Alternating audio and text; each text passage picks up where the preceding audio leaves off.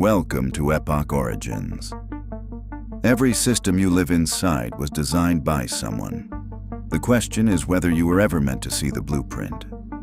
Today, we tell the story of a man who grew avocados as a child, dropped out of elementary school, crossed the U.S. border illegally as a teenager, and returned to Mexico to build one of the most powerful and violent criminal empires in modern history. A man so secretive that fewer than 5 confirmed photographs of him existed while he was alive. A man with a $15 million bounty on his head. A man who was finally killed by the Mexican army on February 22nd, 2026, just days ago. His name was Nemesio Ruben Oseguera Cervantes. The world knew him as El Mencho, and the cartel he built, the Jalisco New Generation Cartel, is responsible for flooding the United States with fentanyl, methamphetamine, and cocaine on an industrial scale. This is his story, from dirt roads in Michoacan to the most wanted list on 2 continents. Nemesio Oseguera Cervantes was born on July 17, 1966, in a tiny rural community called Culotitlan in Aguililla, Michoacan. Michoacan is one of the poorest states in Mexico. Aguililla sits deep in the mountains, surrounded by avocado groves and drug trafficking routes that have existed for decades. As a child, El Mencho grew avocados. He dropped out of primary school. His family had nothing. Like thousands of young men from rural Michoacan, he crossed the United States border illegally in the 1980s, looking for work. But he did not find a normal life in America. In 1986, he was arrested in the United States for selling heroin. He was convicted and served time in a federal prison. After his release, he was deported back to Mexico. That deportation would change everything, because the man who returned to Mexico was no longer a farm worker. He was a convicted drug trafficker with American prison connections and a new understanding of how the drug trade worked on both sides of the border. Back in Mexico, El Mencho did something unusual. He became a police officer in the state of Jalisco.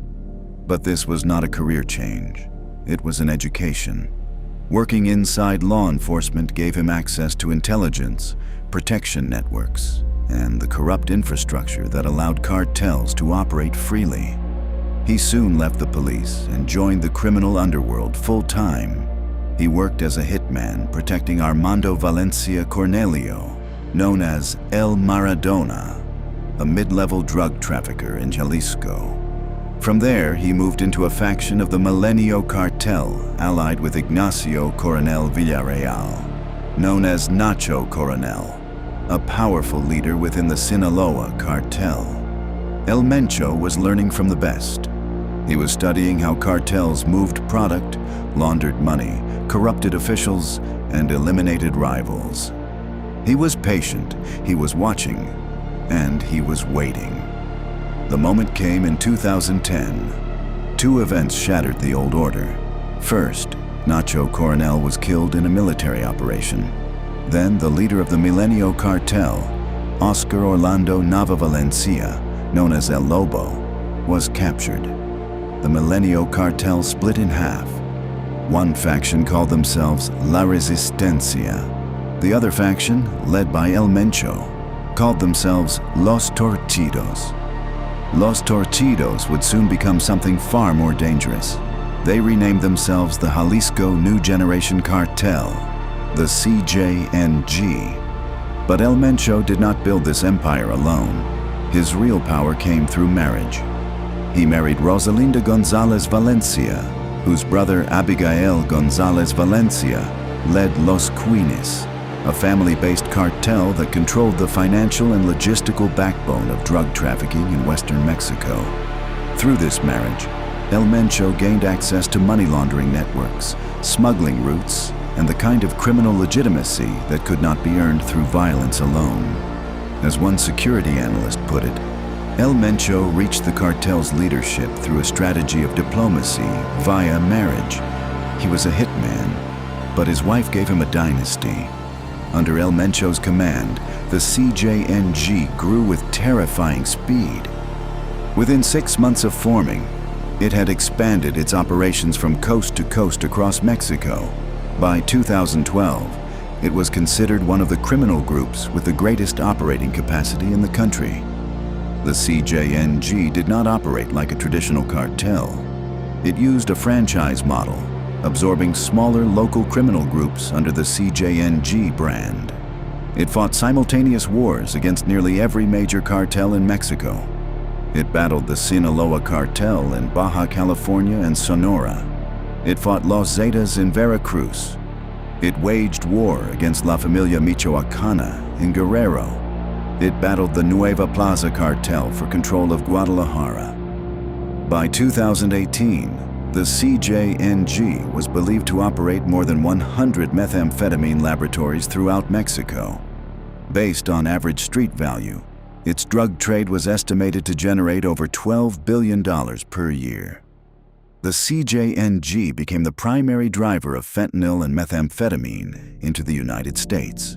And through it all, El Mencho remained invisible. Fewer than 5 confirmed photographs of him existed. He never appeared on video. He communicated through layers of intermediaries. He built a hospital in a remote Jalisco village to treat his own kidney disease.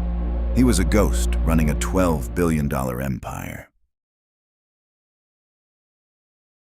Here are the facts about El Mencho and the CJNG that most people never hear. El Mencho's nickname comes from his first name. Mencho is a common Mexican nickname for Nemesio. He reportedly changed his birth name from Ruben to Nemesio in memory of his godfather. His son, Ruben Oseguera Gonzalez, known as El Menchito, was captured and extradited to the United States. The CJNG later assassinated a witness who testified against him during his American trial. His daughter, Jessica Johanna Oseguera Gonzalez, was arrested in the United States in 2020 for financial dealings that violated sanctions against the CJNG. His brother Antonio, known as El Tony Montana, was arrested in Guadalajara in December 2022 and extradited to the United States in February 2025. His other brother Abraham, known as Don Rodo, was a co-founder of the CJNG and was recaptured by Mexican authorities in February 2025 after being briefly imprisoned for only 9 days in April 2024. His son-in-law faked his own death with El Mencho's help and lived under a false identity in California before being arrested in Riverside in November 2024. In May 2015, CJNG gunmen shot down a Mexican military helicopter with a rocket-propelled grenade during an operation targeting El Mencho, killing 9 soldiers. It was the first time a cartel had shot down a military aircraft in Mexican history. In June 2020, the CJNG attempted to assassinate Mexico City security chief Omar Garcia Harfuch, wounding him and killing 2 of his bodyguards. In February 2025, the Trump administration designated the CJNG as a foreign terrorist organization, the first time a Mexican cartel received that designation. The U.S. government offered $15 million for information leading to El Mencho's capture. The Mexican government offered an additional 300 million pesos. For years, rumors circulated that El Mencho was already dead. In 2020, reports surfaced that he had built a private medical facility in rural Jalisco to treat kidney disease. In 2022, rival cartels left messages around Guadalajara claiming he had died of kidney failure. A splinter group called the Mezcals publicly broke from the CJNG, claiming their leader was dead. The Mexican government investigated each rumor and found no credible evidence. El Mencho was alive. He was hiding, and the Americans were getting closer. In December 2024, the U.S. raised the reward to $15 million. In February 2025, CJNG was designated a terrorist organization. The pressure was building from both sides of the border. The end came on February 22, 2026. Mexican military intelligence had been tracking a trusted associate connected to one of El Mencho's romantic partners. On February 20th, surveillance showed the associate transporting the partner to a residence inside the Tapalpa Country Club, an upscale gated community in the mountain town of Tapalpa, Jalisco. El Mencho was confirmed to be inside the property. On February 22nd, before dawn, Mexican special forces launched the raid. They were backed by 6 military helicopters, National Guard units, and intelligence provided by the United States Joint Interagency Task Force.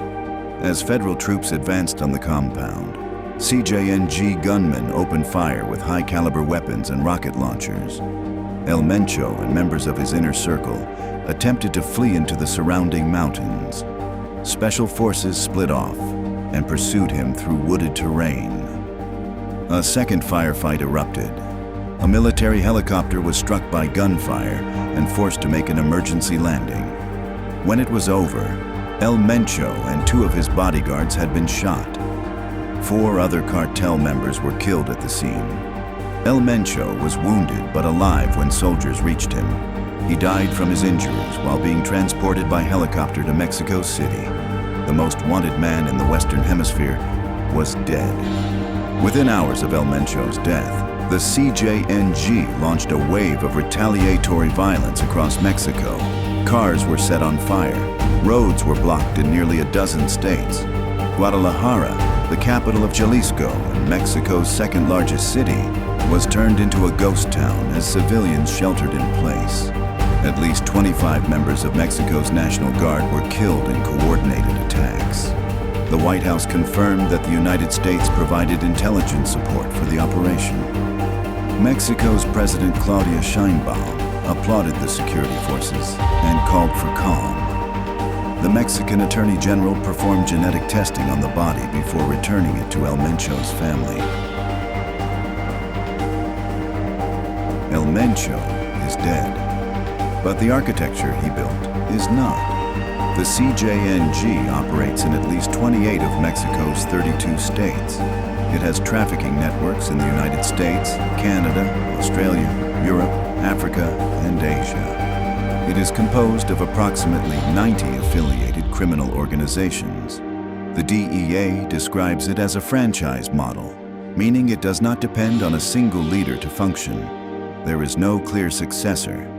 El Mencho's son is in an American prison. His stepson, known as El Pelon, was considered his second in command but lacks his authority.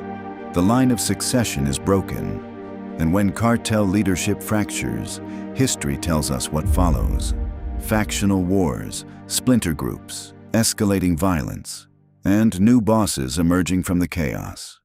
More than 300,000 people have been murdered in Mexico in the past decade. Between 2015 and 2019, as the CJNG expanded under El Mencho's leadership, Mexico's homicide rate nearly doubled. The CJNG did not cause all of this violence, but it drove a significant share of it. El Mencho started with nothing. A boy from the avocado groves of Michoacán who became the most wanted man on 2 continents. He built a criminal empire that generates billions of dollars per year, corrupted governments, assassinated rivals, and flooded entire nations with synthetic drugs. And in the end, it was a romantic visit to a country club in the mountains that gave him away. The architecture of power does not die with the architect. The system continues. The roots remain. The money flows. And somewhere in Mexico right now, someone is already fighting to take his place. This has been Epoch Origins. We do not deal in conspiracy. We deal in architecture. If this changed how you see the system, subscribe. Share this with someone who needs to understand what just happened. And stay close, because the next structure we decode is already in motion. Epoch Origins. The architecture of power. Decoded.